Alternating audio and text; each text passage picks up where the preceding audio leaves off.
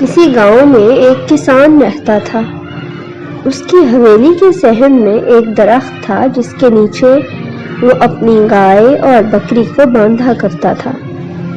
اس نے ایک مرغا بھی پال رکھا تھا جو ہر وقت درخت پر چڑھ کے بیٹھا رہتا تھا۔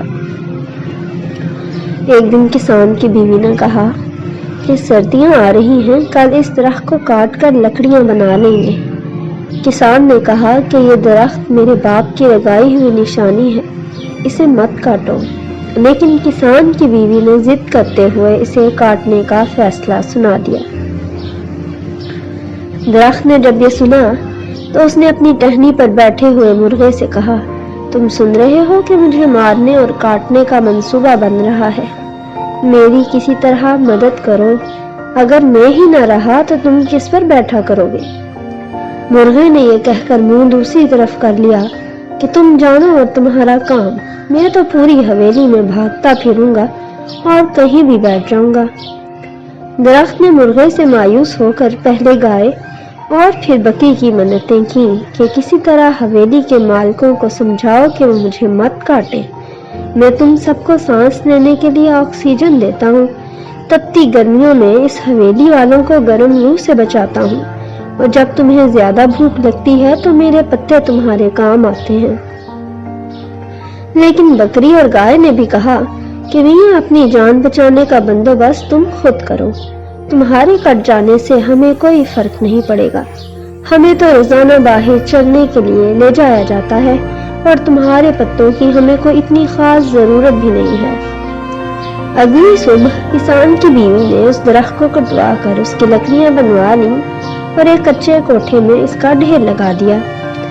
جب سردیاں شروع ہوئیں تو ایک رات کسان کی بیوی لکڑیاں لینے کے لیے گئی۔ چند لمحوں بعد اس کی تیز اور خوفناک چیخوں سے ساری حویلی گونج گئی۔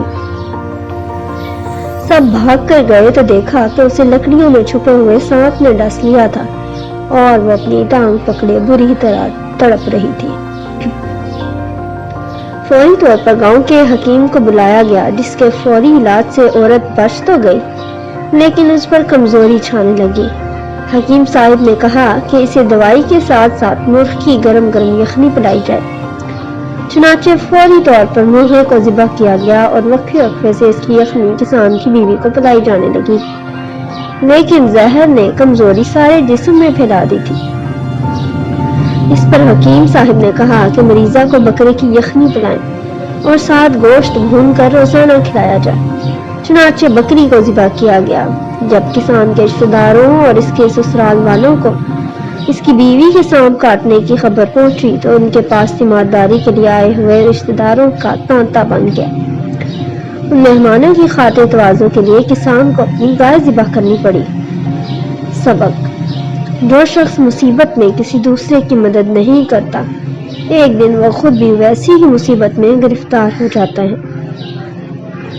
دوسروں کے گھر میں لگی آگ نہ بجھائی جائے تو وہ آگ پھیل کر اپنے گھر کو بھی لپیٹ میں لے لیتی ہے۔